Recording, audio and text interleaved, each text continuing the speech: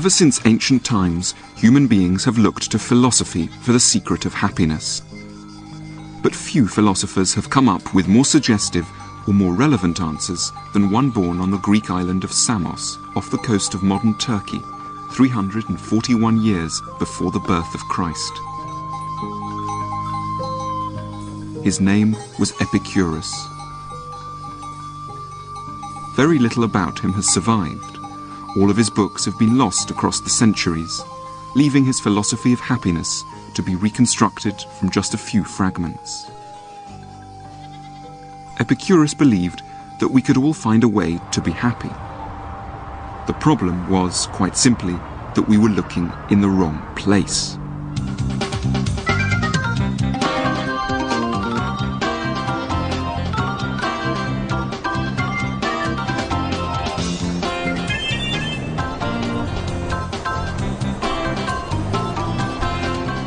Unlike many philosophers, Epicurus's idea of happiness actually sounds rather fun. He didn't think we should feel guilty about wanting to have a pleasurable, enjoyable life, and promised that he could show us how to. Of course, you might wonder why you need a philosopher at all to teach you how to have a good time. We seem to think that the key to happiness is really pretty easy. It's all about having a lot of money. So we can come to places like this and go shopping. But before we reach for our wallets, Epicurus wanted us to stop and think. It's easy to imagine that money can solve everything, but can it? Epicurus was committed to a life of happiness.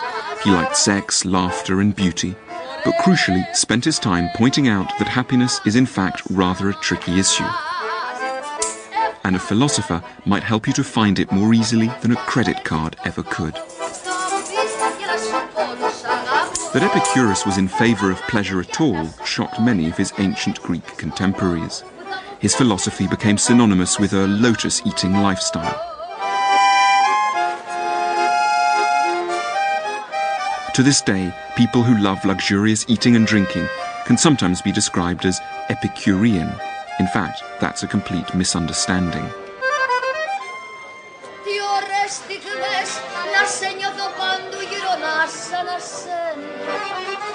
Epicurus said that pleasure was the most important thing in life, and yet if we actually look at the way that he lived, it seemed he led far from a luxurious life. His house was very simple, his clothes were extremely basic, he always drank water rather than wine, he found fish much too expensive, and he was happy just eating meals with bread, vegetables and a few olives. He once asked a friend, "Send me a pot of cheese so that I can have a feast whenever I like." These were the kinds of tastes of a man who described pleasure as the end of life.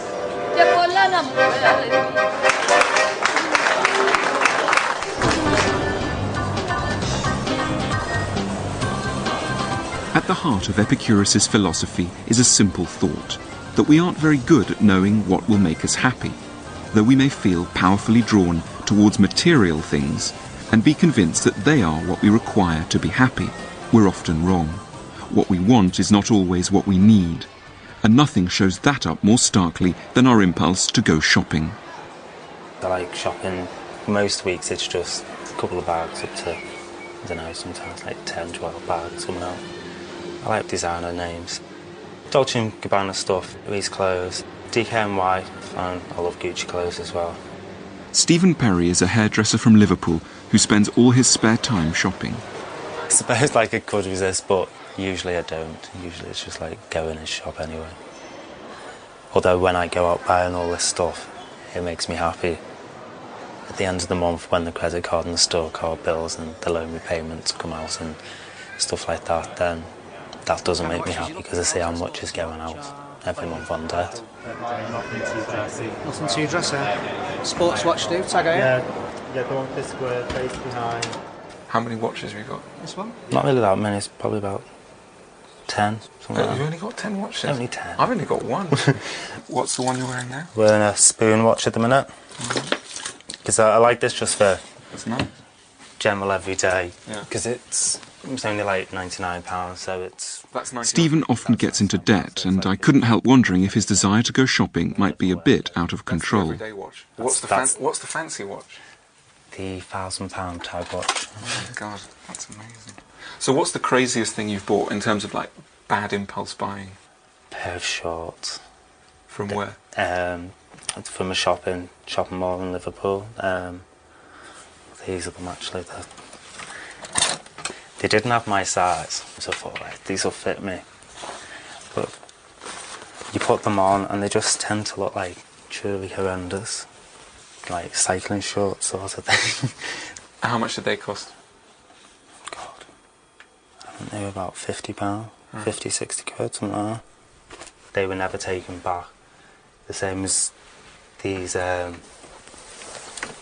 jeans. I mean, these have still got the labels on because you just got these home and they were like, didn't do miles too long, miles too big. I did mean to take them back, but I don't like taking things back. Yeah, fine, thanks. Would you ever get home and you think you're surrounded by shopping bags and you're thinking, God, it's all a bit, what am I going to do with all this? Yeah, I mean, especially like you come home and you've just got bags everywhere and you just, why have I spent all that? And then the credit card bill comes in at the end of the month and you think, oh, why did I spend all that sort of thing? In a way, we're all a bit like Stephen, people who shop too much. Epicurus thought he knew why. We don't understand what we really need, and so fall prey to manic substitute desires for huge numbers of ill-fitting trousers or countless pairs of shoes. But Epicurus declared that he had actually discovered what we did need, and luckily for anyone without much money, the ingredients of happiness come pretty cheap. And the first ingredient we need is friends. Epicurus took the idea of friendship very seriously, so seriously that he made an extremely radical innovation. When he came to Athens at 306 BC, at the age of 35, he bought a large house just outside the city of Athens, in this place here, which we called the Garden. Of course, at that time it was rather beautiful, a bit more beautiful than it is now, where it seems to be a taxi graveyard. What he did was that he bought this house and asked a group of friends to move in with him. The house was quite large, so there was room enough for everyone to have their own quarters at the same time as coming together for meals and conversations in the common rooms of the house. What Epicurus was doing was picking up on a rather common sense point, which is that friends are a major source of happiness. But I think where he was distinctive was in his idea that in order to really benefit from friends, you had to see them not just occasionally, not just for the odd drink in a bar or the odd chat on the phone, but you had to live with these friends at all times, so they'd be your permanent companions. And I think that was his distinctive idea of happiness. You wouldn't catch Epicurus devouring lunch on his own in a burger bar. He recommended that we try never even to eat a snack alone.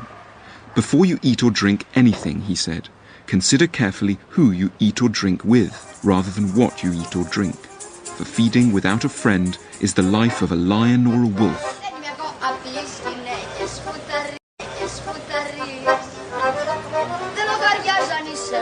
The second thing Epicurus thought we needed to be happy was freedom. And in order to achieve it, he and his friends decided to leave Athens altogether. For them, to be free meant to be financially independent, economically self-sufficient, not answerable to horrible bosses for their income. So they resolved to leave city life and its competitive and gossipy atmosphere behind them once and for all. So they left Athens and started what could best have been described as a commune. We must free ourselves from the prison of everyday life and politics, Epicurus wrote. And that's precisely what they did. The life was simple, but at least they enjoyed their freedom. They didn't mind if they looked shabby or didn't have as much money as other people, because they were self-sufficient and had gained their independence from what other people thought. There was, in the financial sense, nothing to prove. Epicurus believed there was a third ingredient necessary for happiness, and that was an analysed life, by which he meant a life in which we take time off to reflect on our worries, to analyse what is troubling us. Our anxieties quickly diminish if we give ourselves time to think them through. And to do that, we need to take a step back from the noisy distractions of the commercial world and to find time and space for quiet thinking about our lives. Of course, having loads of money has never made anyone unhappy, but I think the lovely idea in Epicurus is that if you're denied money for whatever reason, and yet you have his three goods, that is, you've got friends, you've got an analysed life, and you're self-sufficient, then you'll never be denied happiness. And conversely, if you've got loads of money, but you're lacking friends, you haven't got a self-sufficient life, you're not doing a lot of analysing, then you'll never be happy, according to Epicurus. So if we try and draw this relationship between happiness and money on a graph, imagine that on this side of the graph, you've got levels of happiness, happy you are, and then on this side, you've got levels of income. Now for Epicurus, so long as you've got enough money to provide you with the essentials of life, you can start to be happy fairly early on if you have his three goods. And you won't get any happier the more money you accumulate. Level of happiness stays pretty steady. However, if you've got loads of money and yet you haven't got any friends, you're not self-sufficient, you've got loads of anxieties, then your level of happiness is going to stay very flat. And I think that's a lovely and consoling idea for anyone who's either worried about the fact they may lose their money or is denied the chance to make any. But if the ingredients of happiness are so simple, why aren't more of us actually happy? Epicurus blamed advertising. As we've just seen, advertising can be enormously seductive. It tends to make us feel that there are all sorts of things missing from our lives. But Epicurus insisted that we only need three things to be happy: friends, freedom, and an analysed life.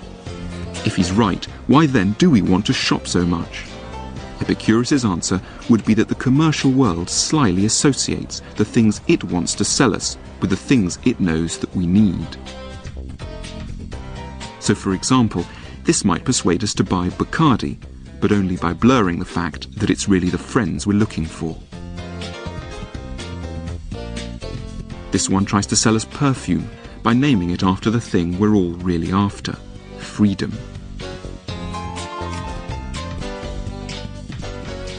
And this one flogs us whiskey by promising the calm resolution of our problems that only an analysed life could bring us. And it's this blurring of our desires that makes us so confused about what it is we want. What are the most important things that make you happy? The people around me. If they're happy, then I'm happy. And like if work's going good, then that makes me happy as well. But do you ever think, what if I threw all this away, threw all that away, all these jumpers, and just concentrated on getting the work right, getting the family and friends right, I would never have to go to the Trafford Centre again? Yeah, because if I shop to cheer myself up, if I'm already happy, then I don't need to cheer myself up to it. So at the minute, I'm fairly happy, so admittedly I'm not shopping quite as much as what I used to, but who's to say that next week something might happen and then I'll just have to give a shot.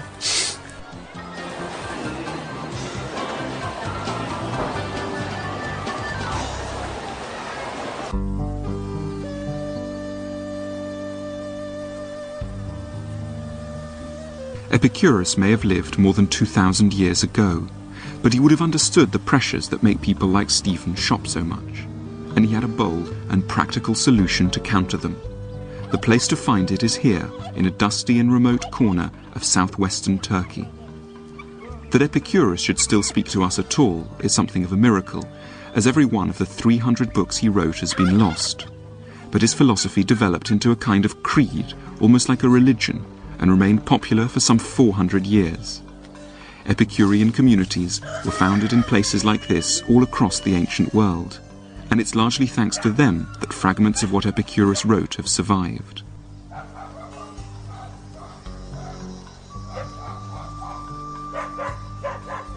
I've come with local archaeologist Mustafa Adak to see the ruins of the ancient town of Oynoanda. Oynoanda was once home to 25,000 people, a place with a lavish theatre, a busy marketplace or agora, and a huge aqueduct. It was also home to a follower of Epicurus's philosophy, one of the wealthiest citizens of the town, a man called Diogenes of Oynoanda. Around the AD 120s, this Diogenes took a highly unusual decision. He paid for an enormous wall to be put up, as part of a giant structure known as a stoa, on which he had inscribed Epicurus's entire philosophy of happiness, so that all the citizens of his town could learn and be inspired by it. So where are we walking now? We're walking now in the old agora of Oinander, where Diogenes had his stoa.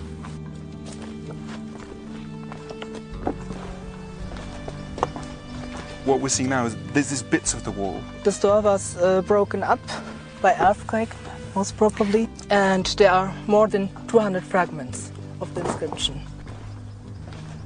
This is one of the fragments. This is the beginning of the inscription. And this is where Diogenes tries to explain why he put up the wall in the first place. Yes, he's saying that if there were one or two persons who are lost, he could educate them personally. But Right. there are many people, so he decided to put up the stone. Right. So if there were just one or two people who didn't know how to be happy, he'd go and talk to them. But because there are so many, the best way to help them is to actually put up a wall in the middle of the town. That's right. Right. That's the explanation he gives here in this fragment. What a lovely thing to do. So Diogenes was acting on a crucial idea in Epicurus, that in order to live wisely, it isn't enough just to read a philosophical argument once or twice. We need constant reminders of it, or we'll forget. When we're encouraged to go shopping by bright lights and inviting displays, we're quickly liable to lose sight of our true desires. Only agriculture. So we have to counteract the influence of advertising by creating advertisements which say what we really do need. And that's why Diogenes put up his wall. Inscriptions, and I think they collapsed. The stoa collapsed then. What is this here? This is another very fascinating fragment. The massive limestone wall originally stood right next to the marketplace of the town. Inhabitants shopping in the boutiques of Oinander were warned to expect little happiness from the activity. Hedone, happiness. Luxurious food and drinks, says one fragment, in no way protect you from harm. 200 stones.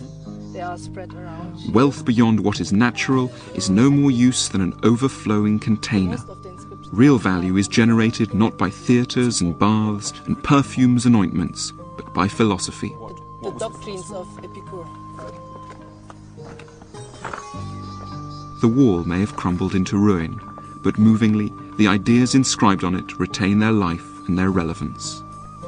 And it strikes me as a real paradox, really, that you would have had where people are going shopping, they're sort of carrying their shopping, and then on the wall you've got these reminders that shopping is not necessarily going to make you happy. Yes, the letters of the inscription were red, so everyone could see them. Oh, right, so it was all written in red? In red, yes. So in you red really could color. have seen it. I mean, you could have been at the other side of the marketplace. Of course. And you would have seen that there was this basically kind of advertisement almost for Epicureanism on the wall. It must have been a beautiful spot. I mean, to have not only philosophy enlightening you, but also a fantastic view onto the surrounding countryside. Yes. I can imagine it would have been easy to be wise. Not easy, but easier to be wise here. I would have done less shopping if I had this wall and this surrounding. It's a pity they didn't do it more, and that they don't do it today. I think it's a lovely idea. Yes. Wall philosophy. Steve, who's creative, is going to take you. If Epicurus and his followers had been alive today, they wouldn't have been sniffy about advertising. They would have enlisted it for their own ends, and for the same reason that Diogenes built his wall, to counter the constant inducements to go shopping, with some equally visible inducements to live philosophically. The first ideas were basically just kind of dry and ironic kind of statements like, shop your blues away. Right. I've come to the kind of place where Epicureans might have turned, the offices of the advertising agency St. Luke's, to get ideas for creating some modern public reminders of how to live wisely. The first idea their creative team came up with was a sarcastic campaign satirising the materialistic messages of most ads. Yeah. It is really powerful, and certainly in production terms it takes a number of difficult... It's very, very cheap. And then even a bit more challenging, be happy with shopping, TV and a yearly holiday. Right, I love that. That really does sum it all up, doesn't it? Yeah. And then finally it just culminated, I think, in this thought, which I thought was the strongest, which was fill that void in your life with a product. Yeah, and you'd have sort of shops advertising, shops selling these kind of products, and then this kind of stark reminder that perhaps it's not really going to fill any void. That's brilliant. What else did you find? Probably the most obvious idea was to just take kind of luxury items and goods and just somehow kind of undermine them or show them for being kind of, you know, a bit shallow or a bit kind of, you know, empty inside. Kind of the best example of that, I thought, it was something like this, just taking, you know, a lovely image of a beautiful house and kind of just using the language of kind of advertising, the caveats, kind of batteries not included, and just changing it to happiness not included. Right, no, I really like that.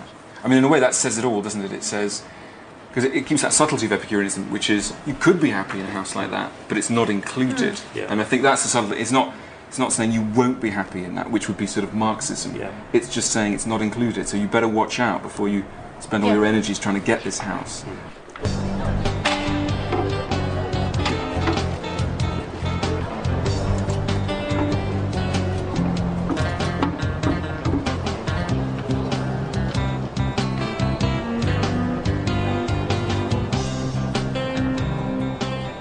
Unfortunately, philosophers have rarely had much money for advertising campaigns. But imagine a world where instead of being surrounded by adverts selling you watches, cars or fancy holidays, these ads reminded you of how important it is to value friends, to escape the rat race or reflect on your problems, and didn't just use these genuinely nice things to sell you aftershave or aperitifs. It's hard to know whether the people of Oinoanda discovered what they did need and ceased buying what they didn't because of the giant advertisement in their midst. But Epicurus' central message seems, if anything, more relevant to today's consumer society than it did to his own. And there's no reason to believe that happiness is any more included in the many more things we can buy. Of course, putting up one poster in the Trafford Centre in Manchester couldn't on its own turn back the tide of consumerism. And although shoppers seemed interested in what my ad was trying to say, I didn't see much evidence of people stopping shopping. But the fact remains, we're horribly confused about what could make us happy. If we really knew what we needed, there are few things we'd be desperate to buy.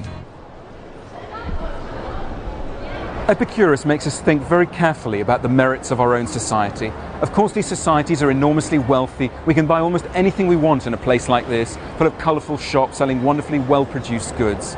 And yet, what Epicurus wants us to think is, do places like this really provide us with the key ingredients of happiness?